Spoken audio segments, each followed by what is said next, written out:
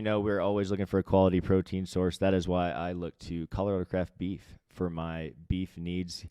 I'm no longer going to the store. I am putting in my order, and they are shipping it directly to my house. Some of the things I love about Colorado Craft Beef are the beef is 21 days dry aged. Y'all, it does not happen in a grocery store. The beef looks entirely different than it would if you get it from the store. It tastes entirely different than you would if you get it from the store. And the cost is very, very similar, if not better, just depending on where you are. But bottom line, you can fuel your body with some of the highest quality protein from Colorado Craft Beef. Look, the cattle, they're raised well. They're raised with care, crafted with passion, and, again, packed with protein. It's the perfect choice for athletes like us. So go check them out, coloradocraftbeef.com. You can order your premium cups there, and they also have incredible beef sticks, on-the-go options that you can take with you, packed with protein, and the best source you can get. Again, check them out at coloradocraftbeef.com. Use our discount code ChampionLiving, all one word. Going to save you some money on that next beef order. We are with too. the corded. Yeah, I haven't done the AirPods. So I love the AirPods, but I don't know if everything in the world is bad for you if you look at the internet. So, but they're saying that. And if you read the fine print and all the warnings and everything, there's definitely EMF radiation that's coming from all of these Bluetooth things. Oh, for sure. And so a lot of people that are saying that these are better and like the old school way is a better option for, I guess, your long-term health. We really don't know the effects yet, like the long-term effects. We don't know yet, yeah. We will eventually, I guess. Yeah. Well, my wife's Logan knows this, but so my wife's father passed away from a brain tumor, and so she did a lot of research on cell phones, at that time, and so ever since then we've been very, very aware of kind of what put my phone up to your ear all day long, and then in the AirPods, it can't be great for you. So I'm just gonna nip that in the bud and just not even use them. Yeah. I've been. What really drives me nuts is people that have their AirPods in the gym. Like, when I want to say hi to everybody, and like nobody, like, I'll say hi and they'll just walk on by like they didn't hear me. Like, because they didn't hear you. Dude, I was just telling Lacey about this the other day because we were in the gym, and there's like people that, we go to their kids' birthday parties. They're not just like only people weird. You see in the gym. You know what I'm saying? Like, I'm not going to say that they're friends, but like they're, not just acquaintances either. And you like walk by and you're like, "Good morning. How's it going?" You like, "Yeah." And they're just like, I'm like, AirPods are going to be the ruin of this generation. I'm telling you. I agree. The fact that you have, what's going to happen if somebody sneaks up behind you, whacks you in the head with a baseball bat while you're at the gym? I don't know. It could happen, and you won't hear it coming because you got, Def Leppard jamming in both AirPods or freaking Nelly or whatever it is that you're listening to. So there's one guy in the gym that doesn't wear AirPods, and I'm like, "Hi, how you doing?" We have a conversation like, "This is pleasant." I'm like, "You're the only one that doesn't have AirPods in, and I can say hi to you, and you say hi back." And you say hi back. I'm like, there is music going. You don't need the AirPods. Like, they have music in the gym. Yeah. They're showing your age right now. Anyway, yeah, well. You're showing your age right now. The things that frustrate you. I do one AirPod in and nothing in my other ear. So I'm like 50-50. I can talk to you. Perfectly acceptable. Perfectly acceptable. Yeah. Yeah, I'll go for that. When Doug ignores you, it's because he doesn't want to talk to you. It's not because he can't hear you. Yeah. And now I got the home gym, so selective hearing. Yeah. It doesn't matter. Jam it on the speakers. Chickens in there. That's all I got to talk to. Yeah, I saw your chicken coop. That's pretty awesome. Ryan could teach you a thing or two about animal husbandry. He has a goose girlfriend that attacked me viciously when I went to his house because I got too close to him. I guess. She is. That's the craziest thing. I've never heard anything. You kind of have to see it to believe it, but like, she will not leave me alone. What and she'll get in between whoever. I don't know, the white white ones? goose. Yeah, I don't know. The white goose. It's just There's white yeah, gooses. I don't know. There's Chinese golden goose, I guess. There's a Canadian goose. I think that's fair. There's Yeah, lots Yeah, of not a things. Canadian goose. No. Yeah, That's fair. Well, that's funny. yeah, That's wild. Dude, animals are wild. They're Yeah, so cool. We had JR on the show, Verzane, last episode or 2 episodes Yeah. ago. And love JR. me too, man. Yeah. And he was talking about, he started this cutting. He's been riding reining cow horses and cutting a lot. And Yeah, getting a little bit more aggressive with it and progressing in it. But when he was trying to figure out what horse he was going to buy, the horse he ended up buying actually threw him off one time, but not on purpose, right? But like just made a move too quick and he got out of position and ended up he went down. And he said usually those horses are so cowy that they're just keep doing their thing. And she literally stopped and came over to him, was like, I'm sorry, man. Like knew that that wasn't supposed to happen, and they she had that understanding. So I just, animals are wild like that. That's cool. That's really cool. yeah, And it's fun to see their personality, and especially when you have a bond with an animal. Even a goose. Even a goose. right. They mate for life, he says. So he's got That's what thing I was. in there That's what I following was around. told. I'm like, we got to get rid of this thing. That's I don't know if classic. that's happening though. That's classic. Well, man, thanks so much for coming on this morning. For all of our listeners that don't Thanks know for who you having are, Ryan Gray, NFR bareback rider. How many times did you go to the NFR? 8 times? 8 times, yep. 8 times. 8-time NFR qualifier, bareback 8 rider. times. From the Columbia River Circuit, from Cheney, Washington. Did I say that right? Is it Cheney or Cheney? Cheney, you got it. Nailed it. It's not Cheney. Not Cheney. Thought old Dick was living over there. But anyways, we actually just wrapped up the Columbia River Circuit bareback and saddle bronc riding school with you, and thank you for the invite. We really appreciated coming out, and I only got to stay for one day, but I had a blast when I was there, and then from what I heard from Logan, finished really, really strong. So biggest thing is I want to talk about your rodeo career, how you got started, what your preparation looked like during the years that you were rodeoing, which was, man, I grew up. You're not that much older than us, but you're a little bit older than us. So we grew up watching you. I looked up to you a lot when I started rodeoing. I remember having NFR DVDs, and you were on them. You and Bobby and Jason were all there, and we were just. I would wear those things out, dude. I'd watch those over and over and over. So Yeah. I remember just watching you guys ride a ton, and looking up to you. And then in our beginning of our career, we got to meet you guys, and at the end of your guys' career, so we've got to stay in touch and do a lot of schools since. But how old were you when you first got on? Dude, I feel old. You see all this gray hair? Oh my god, the front of my hair is bad. But when you first started, when you got your first horse? How old were you? I was getting on ponies when I was, 3rd or 4th grade. So I'd have been 10 or 11. Like with a little rigging and stuff, or like a rope or something. Like Shetland ponies. Yeah. Wow. With a rigging. Yeah. Way before and it was its not. time.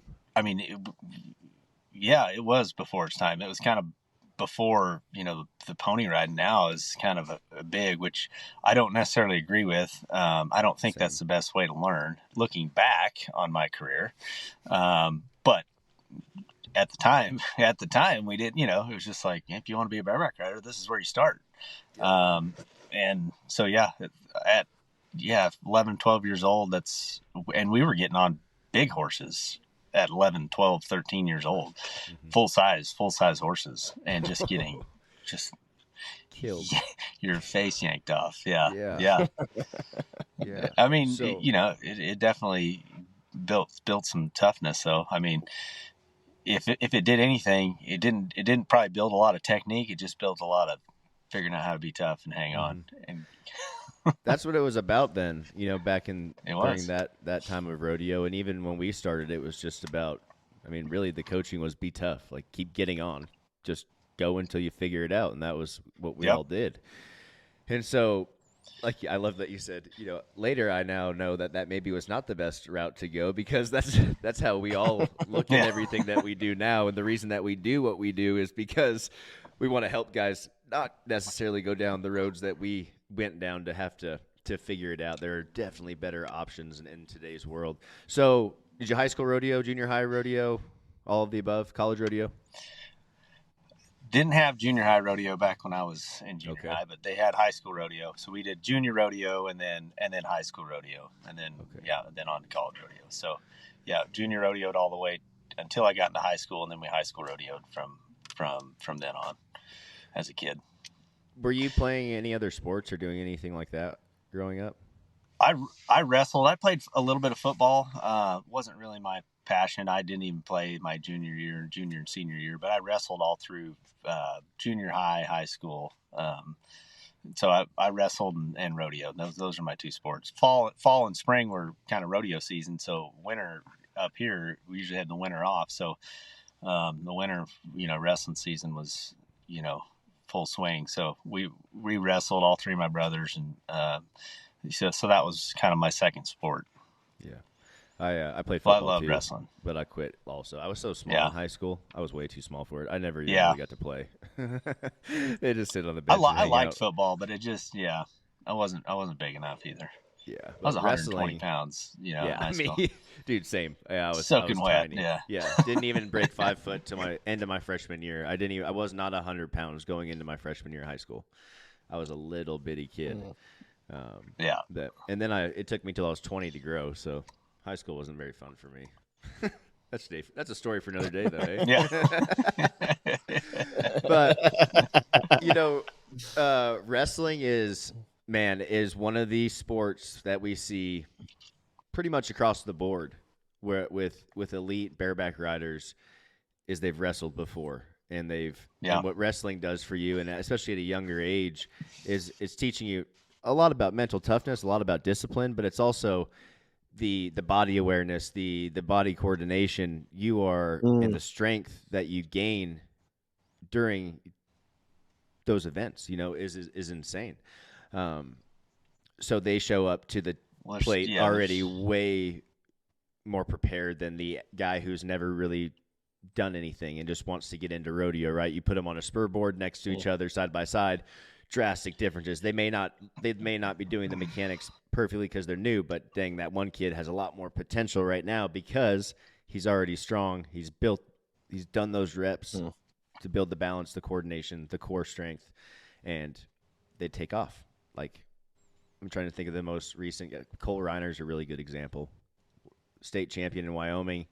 Yeah. I know firsthand, went to a school, and Casey Coletti told him, dude, you should just go figure out something else to do. And Cole's like, all right.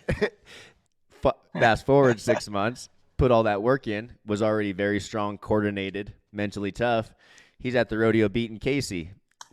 And he walked by Casey with his ring and said, damn sure glad I didn't quit.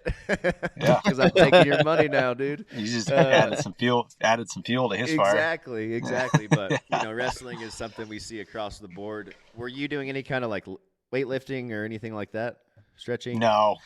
I mean, I've always worked out. I've never trained, I mean, obviously in wrestling, we were training for wrestling specifically. And wrestling's one of those sports. It's an individualized sport. Like, it's real similar to, rodeo. I mean, you get out of what you put into it. Mm-hmm. And, so mentally it's a one-on-one sport. It's kind of like you are your biggest competitor. And that is, similar to rodeo. A lot of rodeo is, parallels wrestling. And so I think that's why I was always drawn to it. Plus, it's just a mentally tough. It's a grind. It's a grueling sport that you have to be prepared for physically and mentally. And it just pairs with rodeo athletes, so well. So it's definitely a building block for the rodeo arena. And I never lifted, until later in my rodeo career, and I didn't know what I was doing. Yeah. We had weightlifting in high school, so I kind of had a little bit of an idea. We did it, but not for a prolonged period. They're not really, it wasn't something that I was, trained very well on. But yeah.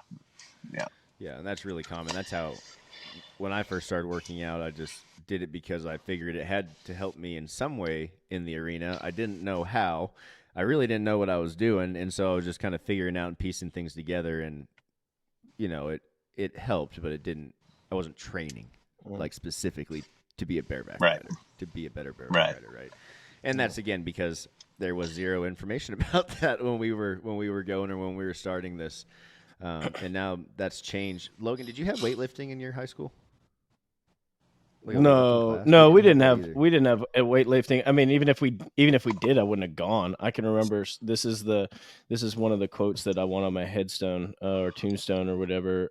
Is I told my stepmom when I was 16, I work out 8 seconds at a time. Yeah, I really said that. Like it was just so dumb. But where I got my information before I knew any better was I just asked other bareback riders. I was like, oh, they work out. What do they do? And so, it's literally just the blind leading the blind. We're just chasing our tails here in a circle, never really making any progress because that guy doesn't know what he's doing, but at least he's doing something. So I'm gonna go do what he's doing, and then somebody asks you, and it's just like next thing you know, everybody's doing the same workouts, and none of it translates to the arena. No, that's right. Yeah.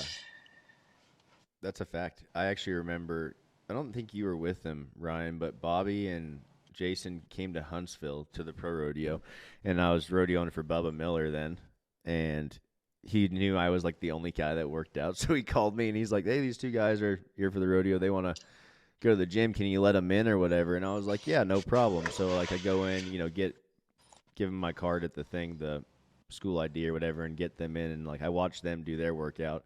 And they were the first ones I saw. Well, Bobby did everything on a stability ball the workout I saw. So he was always kneeling on a stability ball, doing curls, doing lateral raises. But, I mean, that was the first time I'd ever seen anything that was even remotely designed for rodeo. I'm assuming that he kind of put that together himself. But, I mean, you traveled with him. Did he have a trainer or anything like that? Or is he just kind of piecing things together?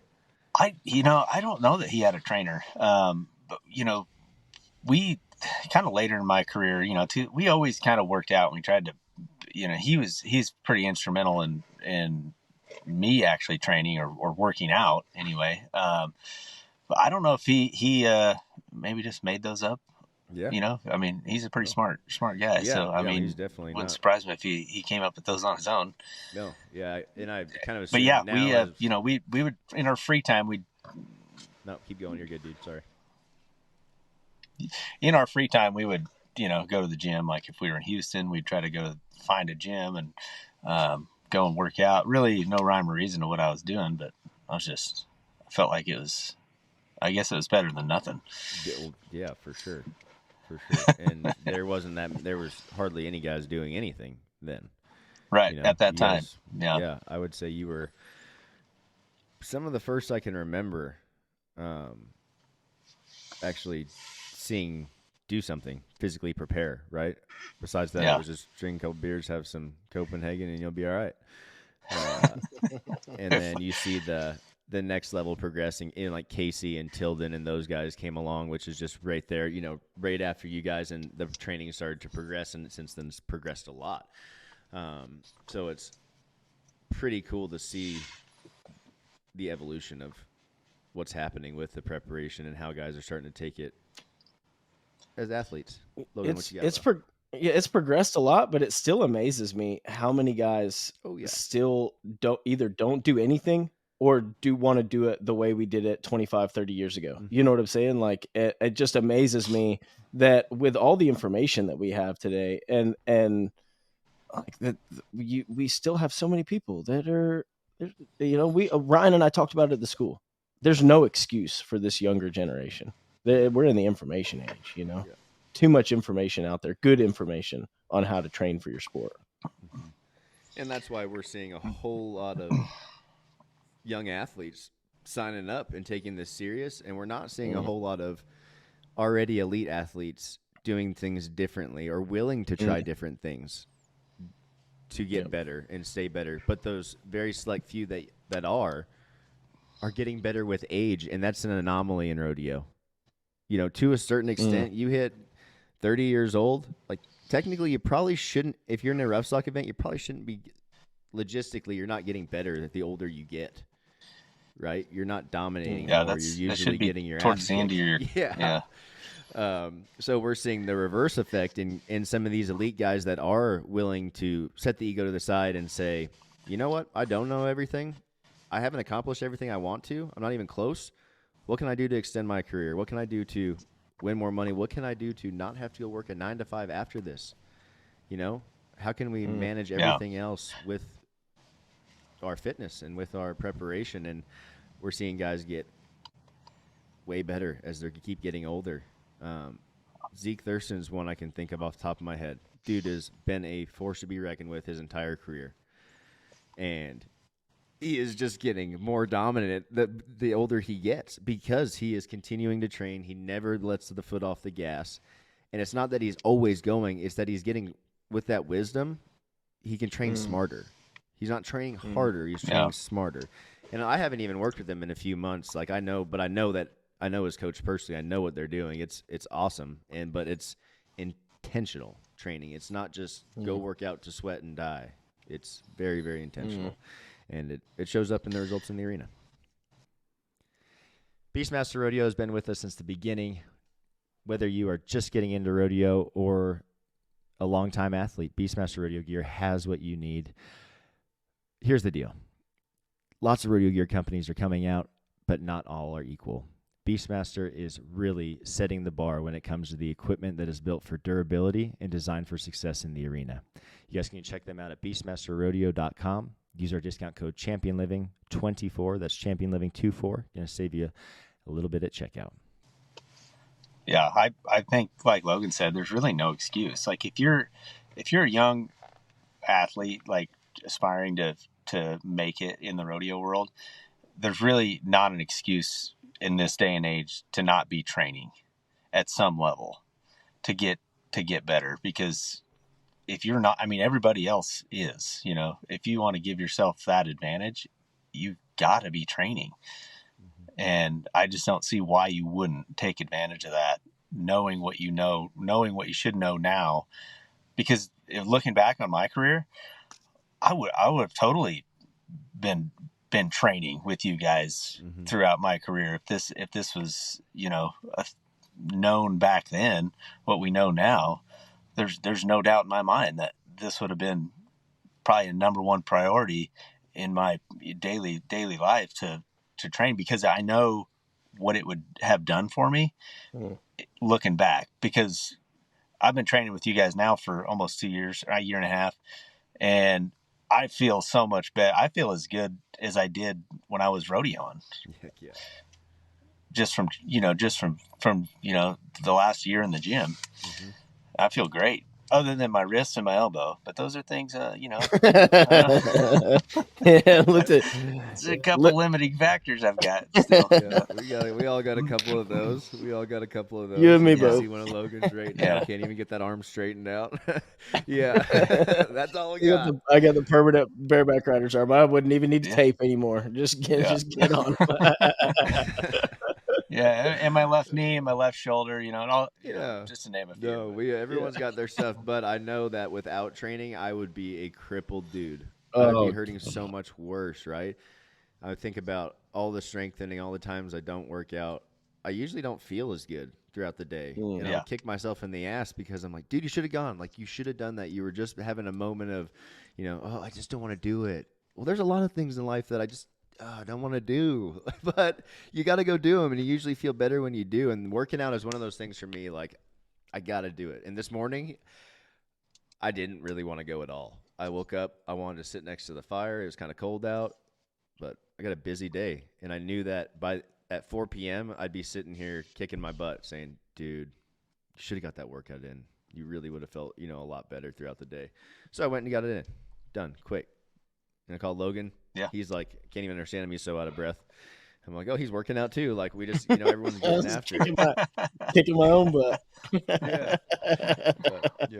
out is one of those things. It's like is one of those non-negotiables for me. And if you're an athlete or want to be a professional rodeo athlete, it's a non-negotiable for you too. And if you want to live a long, healthy life, it's a non-negotiable for you as well. So we were just talking right there. You were talking about if this was around during your career, instantly this would have been one of the first things you did. That is a mindset of like a business mindset in my eyes, a growth mindset. Because you had that mindset your whole career, man, but when did that start for you? When did you start thinking of it as a business rather than just being a cowboy and rodeo? And if that makes sense. I don't know. It probably just kind of came along organically because I always knew that I was going to rodeo. Like it was never a doubt in my mind that, I mean, like when I turned 18, I knew, I bought my card. Bought my permit, filled my permit. And my whole senior year in high school, I was rodeoing, like driving to California. I was going to every pro rodeo I could possibly go to still in high school.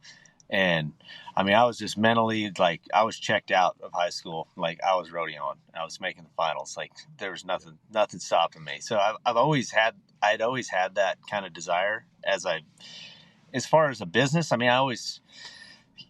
knew, I never really was great at treating it like a business. It was my business, but I just wanted to be the best at what I was doing. And I just, everything I did throughout my early years was geared towards riding bareback horses. So it didn't matter what it was. Like every decision, every choice I made was centered around how is this going to get me to where I want to be. Yeah, so I guess mindset. That's a business mindset. Yeah. Of just getting it done. What would you say to an 18-year-old kid now that's just getting his permit, like biggest piece of advice when it comes to treating it like a business? That's probably too broad of a question. Since we're on the, the fitness aspect of it, your body is the tool that is going to get you to where you want to be. So, treating it like a business is, your body's your number one resource that is going to not only produce the longevity that you need, but it's going to produce the results in the arena that you're, to succeed and to be successful. Not only all the steps that you got to do in between, getting to the rodeo and actually getting on the bucking horse. Your body is the ultimate, it's the ultimate source of your success. And so you've got to take care of it. You've got to train. You got to, mentally also, you got to be in the right mindset. You got to believe in yourself. And the only way to believe in yourself is to put the work in. And then, that you've been, you're confident when you show up, and you're confident because you know that you've put that work in. Exactly. They're all tied together. All of these things, we talk about the puzzle, right? And if you don't have one of those things, you're missing a puzzle piece and your puzzle doesn't look as good. But when you get all those pieces together, damn, perfect, right? Yeah. So I love that you said that. And the body is the tool. That is the one thing, if I could just, that could be a t-shirt you'd be taking way too many ways. But it's the one thing that you need. That thing, your body has to be able to do the task at hand. And if it's not, it's not going to go well. And it's one of the things that you can control in rodeo, in a sport that we can't control like 80% of it. We can't control the judging. We can't control the horses. We can't get on. We can't control the weather. We can't control what happens when we get off on the picket. Man, sometimes we can, but there's things that can happen, right? But when it comes to rodeo, we have those select few things that we can control, and if we focus on those, it usually goes really well. So keeping it simple and your preparation, in your preparation and doing those things is what's going to make you elite. Something, Logan? The other thing, the other thing that you can control is who you travel with. And my first look at what rodeoing professionally would be binging the pride of the PRCA on Same. YouTube. Same. I mean, I would go on the desktop computer, and I would love getting to look at you and Bobby and Jason and what y'all's life looked like on the road, and some of the fun that you had, and the pranks and the stops, and then like, you know, where the rodeos you were headed to, and what life looked like on the road. And I know that in our conversations, you've talked a lot about, you know, and how Bobby was he was just a technician, and he was able to break down the sport, and he taught you a lot about breaking down the sport and helping you. And how important are the traveling partners that you choose to spend your time around? What did that contribute to your career? Well, I would say secondary to your own preparation, that may be the factor that determines your success, is because the people you surround yourself with in life, period, are going to be the people that kind of define where you're going. I mean, if you're going to, if you're going to travel, if you're going to be a winner, you got to travel with winners that have that same mindset, and that have the same goals. They're driven to, to do what you aspire to do. And you just can't, people that drag you down, it's going to rub off. People with a negative attitude, it rubs off.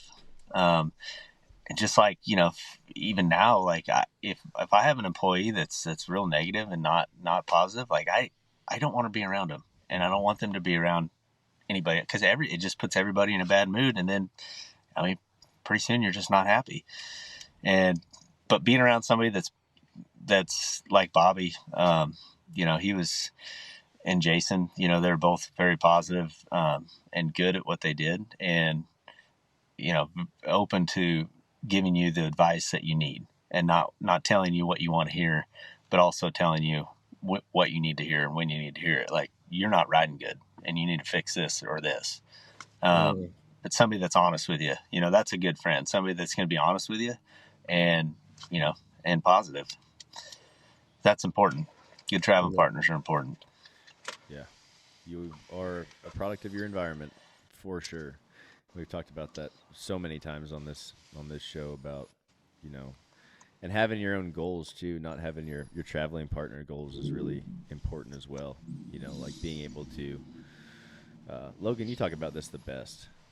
Like, yeah, well, I think so many times we get in a rig with guys, and we're talking about goals and what we're doing, right? And a lot of times, by the time you get to that spot where you're rodeoing professionally, you've set your own goals, but then you get in the rig and they've got these goals, and you're like, oh, those are pretty good goals. Like maybe I should be shooting for those things instead. And we kind of get lost in the journey, you know what I'm saying, of like navigating. And I always think that like you need to stay true to your goals and who you are as an athlete and as a rodeo athlete, and where you started from. Everybody starts from wildly different places. We can get all the way down to genetically, to availability to resources, all the things. Everybody starts in a different place. And so it's super important for you to run your own race, and to not run somebody else's. And it's really easy to run somebody else's race when you're married to them in the rig for 300 days out of the year, and you start chasing their goals as opposed to like supporting them on their goals and then doing your thing. as you all know, we are always rocking Hui. Hui has the best gear because it's tough, it's durable, it withstands the test of what we put it through, and that is why I am a big supporter of Hui brands. Guys, from hats, apparel, whatever you need, they've got you covered. They are the perfect blend of rodeo style and athletic performance. You can check them out at huibrands.com. Use our discount code ChampionLiving, all one word, is going to save you a little bit at checkout. Yeah, I agree. But, I was very blessed with great traveling partners. I traveled with Bobby Moat, Stephen Dent, Jason Havens. Brian Bain was another one who was with us for a while. But like, those relationships are going to outlast your rodeo career. And so, those are relationships that you're going to have. I mean, I remember more of the fun times and good times that we had together. Hard times, because everybody is going through the same thing. So all your traveling partners, the struggles are the same. The highs and lows are the same. So being able to share that bond with beyond rodeo too, you know, I still great friends with all of those guys. But those are the things that last, you know, those relationships. Absolutely. That's my favorite part about rodeo is the family you get through it.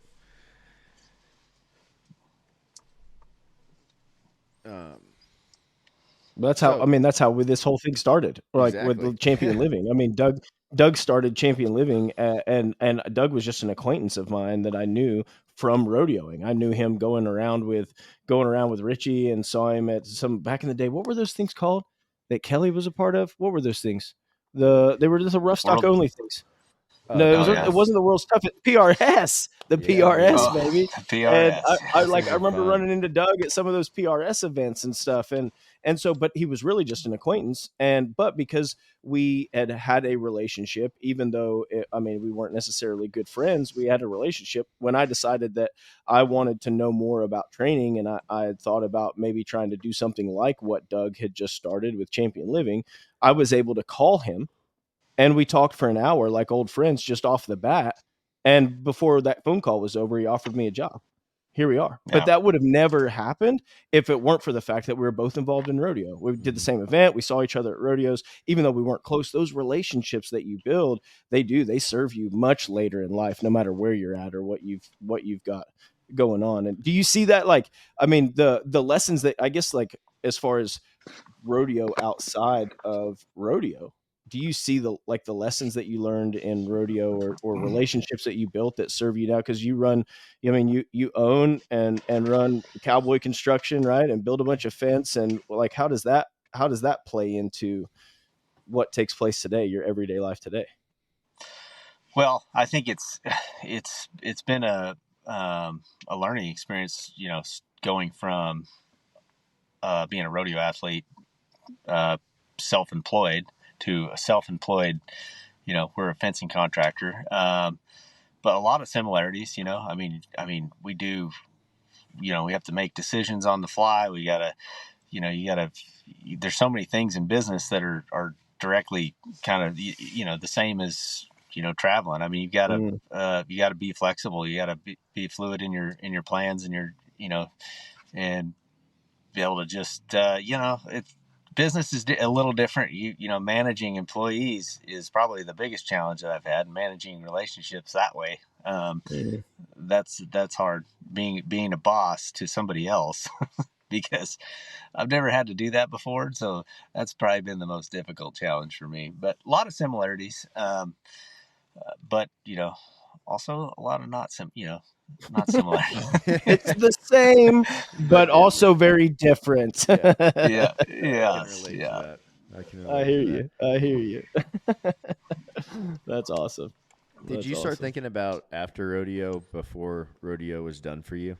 Were you thinking about how to set yourself up, or was that kind of like I'm done? Not as well as I should have. Okay. Not as well as I should have. It kind of just happened over the span of probably a year, when I knew that it was going to be my last year. We did the ERA, and my wife and I had a conversation about retiring, and all the stuff that was kind of going on at that time with the PRCA and everything that was happening. We kind of made the decision together. You know, ultimately it was my decision, but we were both in agreement on it. So I had a little bit of time, but not enough time to really make a plan. You know, I probably should have build on. You know, when we retired, we were able to build on no payment. You know, not a lot of debt, but it wasn't very well thought out. It's like, I'm gonna start a business, and so it kind of happened. I always knew I was going to do something working with my hands. You know, I wanted to be outside and work for myself, and so kind of that construction industry is what kind of really, you know, drew me to the construction industry. But it was a lot harder than I thought it was going to be. Missing rodeo. Yeah, because you're gonna miss rodeo. You're gonna miss that competitive, you know, you're not, you What am kind I of just, going for? you're out of it. Yeah, exactly. So it took me a few years to really figure that out. I still miss it, but it took me a few years to really get my mindset, turned on to what my, where I place my value and where my goals are driven. Now we're in an awesome industry with the fence industry. Logan's been a little bit a part of seen some of that, and some of the community that we've been able to be a part of, with the the industry that we're in now has a a level of quality that we're trying to increase. And so having that mindset of trying to be, the best at what we do in our area is, has helped my business, but it's also kind of a mindset for me, because we want to be great at what we do. And it's really similar to, what I did when I was rodeoing, so that, but I would say advice to a young kid is maybe think about that, like maybe when you're starting, like setting something up for yourself, whatever you're passionate about outside of rodeo, maybe starting to build on that as your career goes on, because you know what, it could end at any time.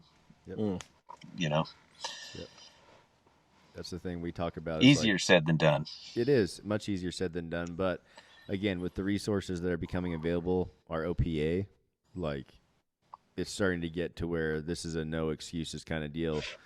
We're teaching you all kinds of options and giving you other resources to go to that are professionals at financial management and can help you guys with your money. And imagine if you start taking care of that money right now and you rodeoed for 10 to 15 years, what that could look like when you're done.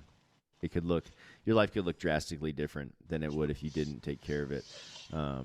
And, it's a common story we hear, just guys, we wish we would have done this a long time ago. I didn't win any money near enough to be saving or doing anything like that. But I still have, see friends and things like that were winning a ton of money back in the day and wish they would have handled it differently. Wish they would have had the resources to do things a little bit different than they can now. It feels like you're giving up, though. You know what I'm saying? Like, I think that's the reason why so many people don't, is that when you start thinking about the next chapter, then it's like, oh, well, I'm making a backup plan. And so many 19-year-old rodeo athletes that's all that we're going to do. I'm going to rodeo till I'm dead. Like, that's it, And so, because thinking about the future now means that I am realizing that I can't do this for the rest of my life. And it feels like I'm starting to roll over a little bit and give up. And it's not that way at all. We have to start to shift our perceptions and our mindset around rodeo. You can still be super successful, but if you started saving some of that money from, like Doug, I never won any life-changing money, but I was around guys that did it. They would just buy. They're just like, oh, I got to spend some money, and they just go buy $20,000 worth of hunting equipment just because they had the. Well, if you think about the opportunity to start. Yeah, well, I'm just saying, but if you have if you had the opportunity, or you had the forethought to start investing some of that or saving some of that from the first year you make the finals and you go to the finals 8 times like Ryan did, what that could do for you by the time you're done, I mean, it would just be a game changer, and it would probably allow you to rodeo longer. You wouldn't get in that spot where you're in this financial hardship, or you have injuries and hospital bills and trying to get back going. And it's just a mindset shift that I think that has to take place, not just around the training like we've talked about, but also around the financial end and planning for the future. Yep. And again, rodeo athletes have never had resources like this. Every other professional sport has this. The NFL, the MLB, the NBA, regardless if they listen to their advice or not, they have the opportunity to go to professionals to help them manage their money and to help them set up the rest of their life. Because I know you don't see it now as a young rodeo athlete. Like, you think it's never going to end. But dudes, girls, like, it's going to be here and gone before you know it. And I know I'm not the first one to say that. And I remember being at schools and guys would tell me that, and I'm like, yeah, whatever, dude. Like, you're old. Yeah, we're a little bit older, but I'm telling you right now, it goes way faster than you think. And a lot of people wish they would have done things a lot differently. And that's one of those things that you can control, and you can change your future that way. And so if you don't have the resources and you want to make changes, shoot us a DM. We'd love to give you any help that you need. Any of the resources we can point you to, we'll definitely do it. But it's really important as a young rodeo athlete, if this is going to be your career and your way to provide for yourself and potentially your family and children, you have to treat this differently than you are now. As it's not a hobby. It's this is the way you live, and you've got to go at it the same way. But back to Ryan's story of kind of taking you a few years to figure it out and missing rodeo. I went through that same thing, and I hear that from everybody. That whether you walk away on your own accord, leave the sport on because you retired and you're ready to be done, or you got injured and couldn't go back, everyone misses it.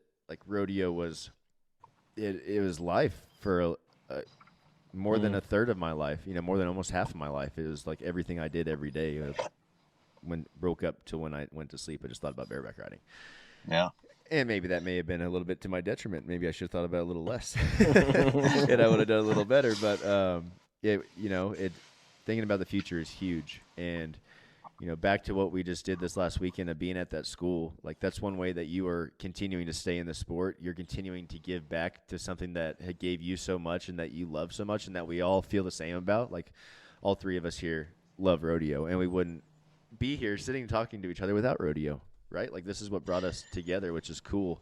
And to be able to be there this weekend, and create that family with the next generation of cowboys, the next group of guys that's going to continue on the tradition of the cowboy way of life. And it was exciting because it wasn't, I don't know how to explain it. I've been to a lot of schools, and sometimes at the schools, they may be different schools, but I see the same guys there, the same hungry guys to get ready. There's not to get better, to keep going. There's not a ton of new guys showing up until recently. In this last year, I've seen a lot more excitement, a lot more interest in the sport. A lot of young kids showing up, 11, 12, and I think it is because of the pony riding looks exciting. Again, that may be another topic for another day, but it's not our favorite way to go about things when it comes to introducing kids to bareback riding and saddle bronc riding. If you want my flat-out opinion, I could be really cool with kids not getting on bareback horses till they're 16. Unless they're a really special individual like Rocker Steiner or something, or someone that is just so freakishly athletic that they can do it, but also the horses are so controlled that that's the big thing. We talked with Casey, and Louis didn't let him get on but two horses from the age of I think it was 13 or 14 till he was through high school. He kept getting on the same two because he knew that, hey, nope, we're not going to high school rodeo. We're not going to go mess with that. We're going to get ready for pro rodeo at 18. You're going to go hit it and be good to go. And Case talked about how he was just all of his buddies are out high school rodeo and amateur rodeo and winning money, crushing it, and he's just at home getting on. I forget what the two horses' names are, but Bayron and some other Humpty Dumpty or something like that. Humpty Dumpty. I'm stuck at home getting on these, and then later down the road, I'm sure he looked at his dad and was like, "Thank you for doing that. Thank you for not letting me do exactly what I wanted to right then and there because." It was the correct way to do it, and it paid off. I mean, it speaks for itself, right? Well, yeah. I mean, if you can control the environment and the learning environment for that long and be able to, I mean, because to be honest, I mean, let's face it, you only have so many, there's a number, right, of horses that your body is going to be able to handle at a certain level. Even with training, I mean, there's still a number. Yes. You've got to have that, I mean, when you start getting on big horses at 13, 14, I mean, and you're not strong enough and you're not physically strong enough to handle that, I mean, that's going to take a toll on you. Yeah. And the one thing that isn't being said at all is 13 to 14 years old is peak height velocity for boys and girls, really. Girls are just finishing it, but guys especially growth plates wide open, we're everything is growing the most during that time frame. And so right, we get this stigma with kids. Sorry, I'm going a little off track here, but weightlifting's bad for kids, quote unquote. We hear that a lot, right? It's bullshit. It's not bad for kids. However, during that peak height velocity, during that time, it needs to be very, very managed. And like weights need, like the load limits need to be managed. All those things need to be taken care of.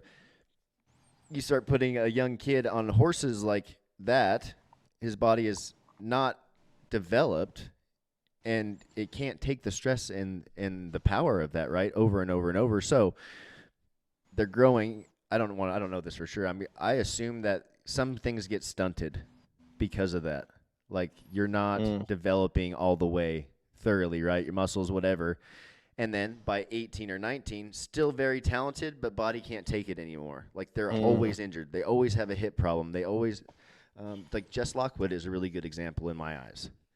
The kid was a freak, and he won a PBR world title at 18, right? Like, I don't know, but and where is he now? He's hurt all the time. Like I don't know if he'll ever get back on because of the injuries that happened throughout. Who knows over all that time, but. It's really important to let your body develop and get strong. Like when I have young kids come up, like all those kids we had to school, that one kid's 11, and like he had it right here between his ears. Like when he got up on that spur board, dude, his eyes were so fierce. Like he was so focused and dialed. But I'm like, I looked at half of these other kids. I'm like, all y'all are 15 and 16, 17. And if 3/4 of you could have this look in your face that this little kid does, you would win. But you don't have that. And I'm like, you have it, but you're just so little. Like, go learn how to ride a horse, dude. Go learn how to be a horseman. Go ride steers. Like, go do everything. Go play basketball. Go play football. Go play baseball. Like, do it all, and then come back to this and keep getting on the spur board throughout all this time and learn how to and do that correctly. We get you to 16 years old, you are going to be a freak. Like, it won't take you 5 horses to start figuring it out. And that's what we're seeing now is like, let the body develop, get the actual coordination, base athletic capabilities down, and you're going to have a lot better start to your career and probably finish to your career than you would if you try and rushed it. Yeah, you 100% because the skill stuff is easy. That's super easy to learn, and it takes reps for sure, but it is much easier. You to learn how to run fast, to learn how to jump, like those things take years of developing, and for you to have that athletic base. And that's what those kids need to be focusing on is just some general athleticism. And like, that's what wrestling does for these kids and the body awareness. I got to go and watch Ryan's oldest boy wrestle on the mat for 20 or 30 minutes at practice, and just the cues that coaches are giving. Ryan's helping coach, and he's giving the kids cues, and like, I can't figure out how I would make my hip move in that direction, and these kids are just boom, just like, oh yeah, just like that. Yeah, I'm like, what? This 9-year-old would mop the floor with me if we went to wrestle right now, like, but just the body awareness and the athleticism that is built at a young age, you have that window to build that. When you're 21, for when you're 21, for me to teach you how to be fast, it's virtually, it can be done. You'll be faster, maybe not fast, but faster. It is virtually impossible for me to teach a 21-year-old how to spur a bareback horse. Easy. Give me a couple months, dude. You're fine. But like that athleticism has to be built while they're developing. Yep. And we see a lot of older guys show up to schools too, never been on anything. They're maybe a touch overweight in their early 20s, and they just don't have the athletic capacity to even begin to even spur the spur board, right? So you've got to do the thing, you have to be able to do the basics correctly, and that's what we run into at schools a lot is kids are excited, parents are excited. Why aren't they getting on horses now?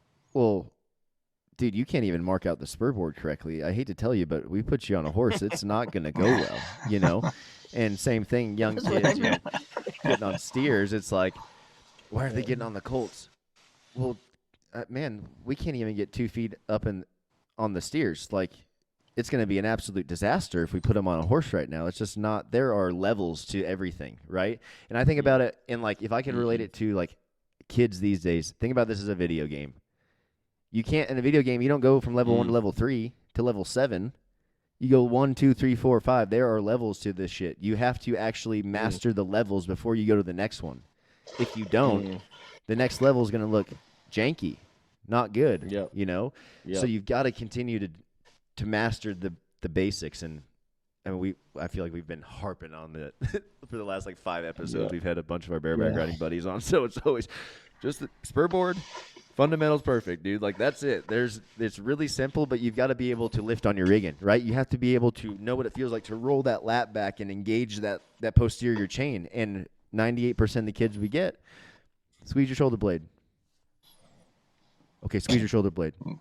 Like, okay, I need you to actually do something with that shoulder and squeeze it back, you know? Like, it takes reps and it takes a lot of practice. But if a guy can be in the gym and learning correctly how to move and how to be athletic, dude, you transfer that all to a rigging or a saddle or anything you want to do in life that requires any kind of athleticism, you're going to do pretty dang good at it. And that's just a fact. So, yeah, you said hammering out the basics. I mean, the fundamentals are like bareback riding is in particular is really simple. Like, and if you can, so easy. I mean, it's hard to do, but the steps are simple. But so if you can get the fundamentals and the basics down and hammer those out, like, you know, once you get that, like, I mean, that's the hardest part, right? It's gonna come. Yeah. Right. Because we get so caught up. Yeah. You get so caught up. And even as a professional, like throughout my career, like, same, you know, your rigging it's either your rigging, it's your glove, or I'm not doing this with my free arm, or I'm not, you know, you can get caught up in off on a rabbit trail of why you're not riding good, when it's really just, it always comes down to the fundamentals and the basics.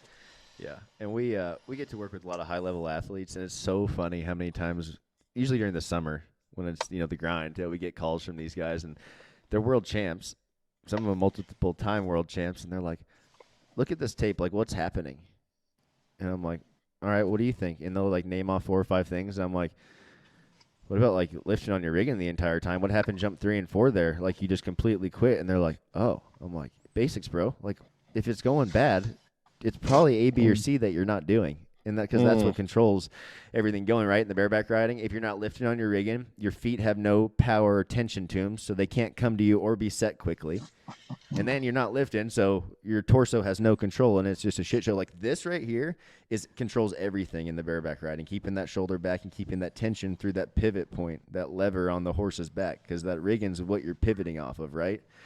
And people think like we're trying to out-muscle them, but really what you're doing is working with them and using that pivot point to take all that power from them by keeping that tension there, allowing those feet to roll up, and then you're using their power to help you send them back. But none of that can happen if we're not tight and shoulder back, right? And there's a few other things that have to go with that. But in the base form, like, that's it. And I'm obviously not rodeoing anymore, but even in business, man, as a coach, I get lost in you look on Instagram, you look here and there, coaches are doing a million different things. Is this right? Is this right?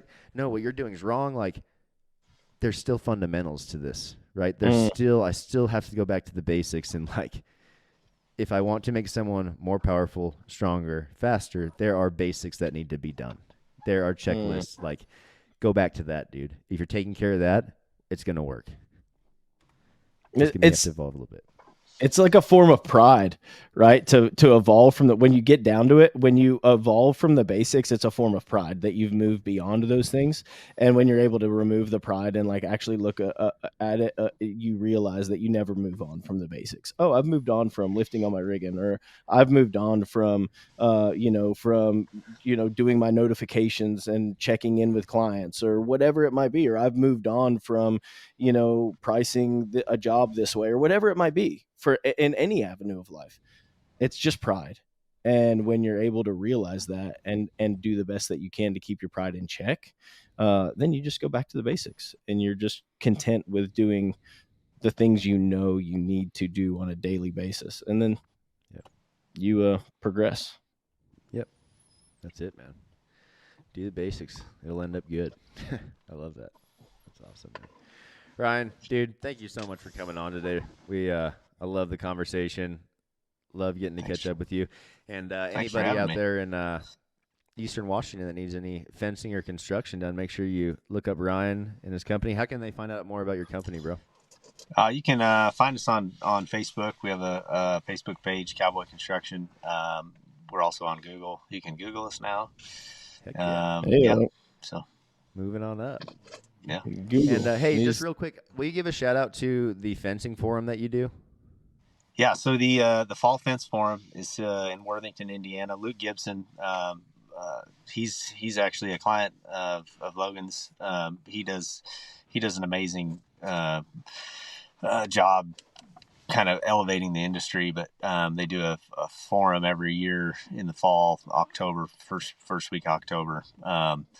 It's a training session, but it's also kind of a way to connect with other contractors kind of across the country. It's not just, building fence. It's really just, business and a mindset a week for building relationships, which has been pretty awesome. Logan got to experience a little bit that last year. So, so if you're a fence builder, you definitely look into going there this fall.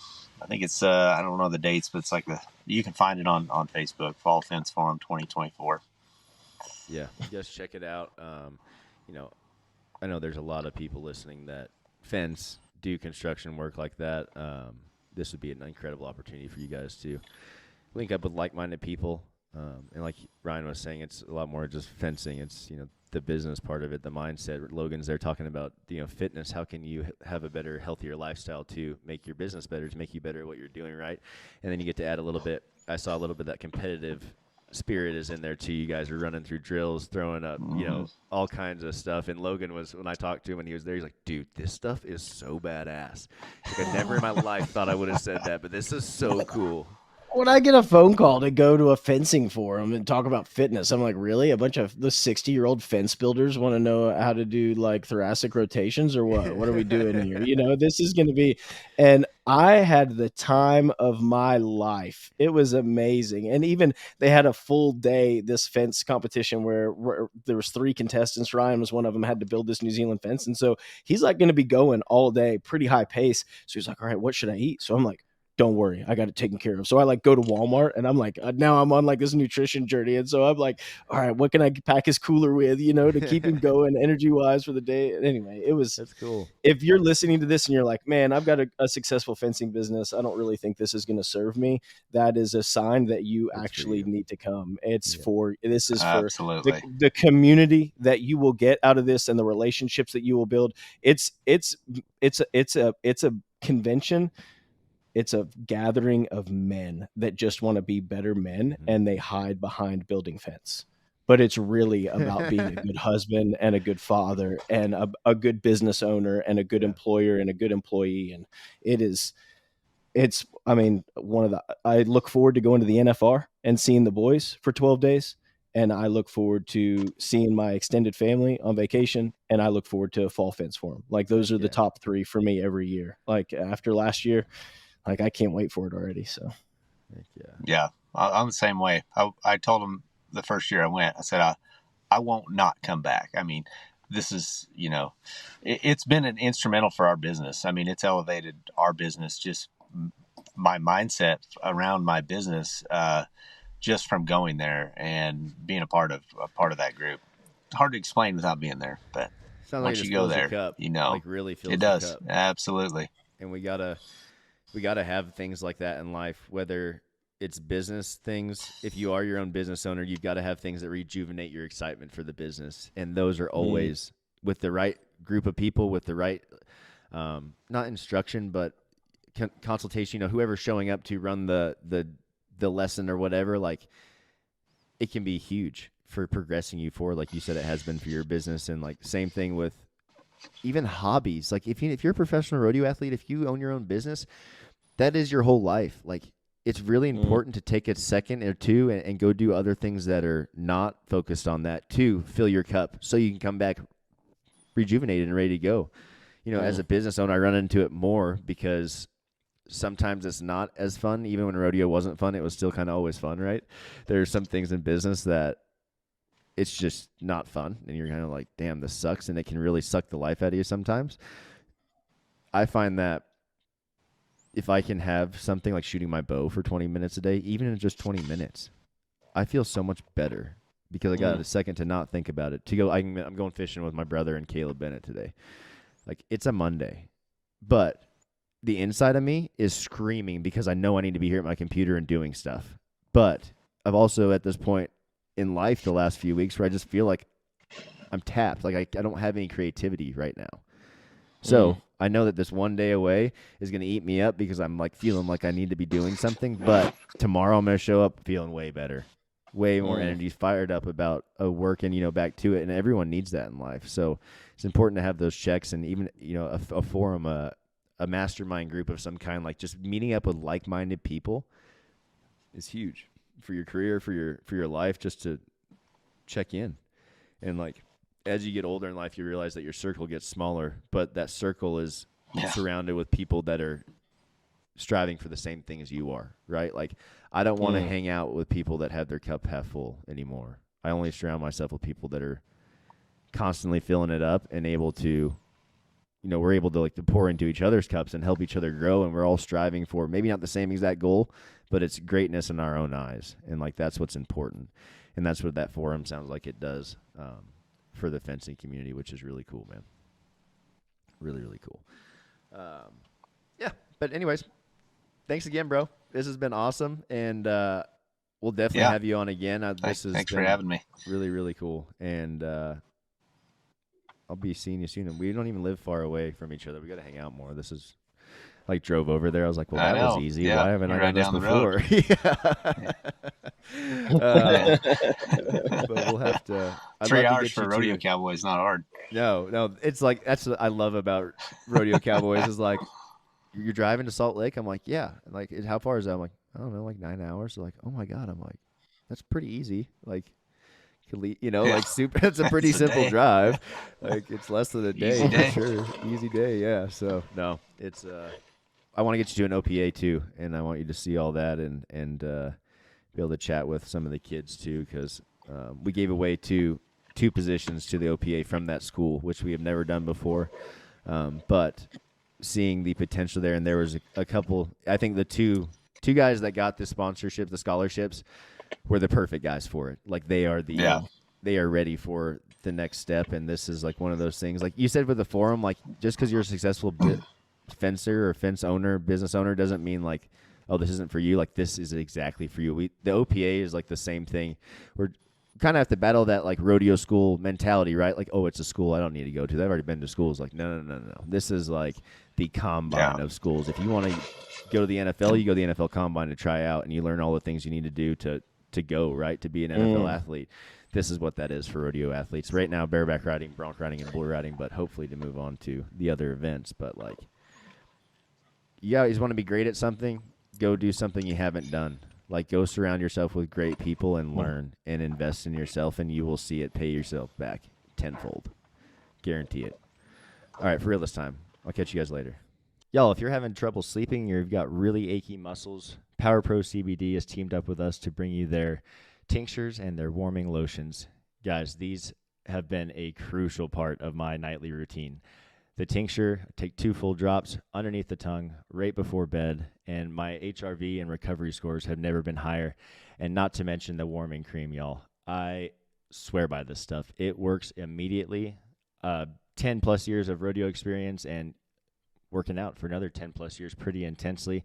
I come across some aches and pains. And so that warming lotion is my go-to to get rid of those and to get rid of it quickly. Y'all can check them out at PowerPro, PWRPro.com. Use our discount code ChampionLiving, all one word, to save you a good chunk at discount.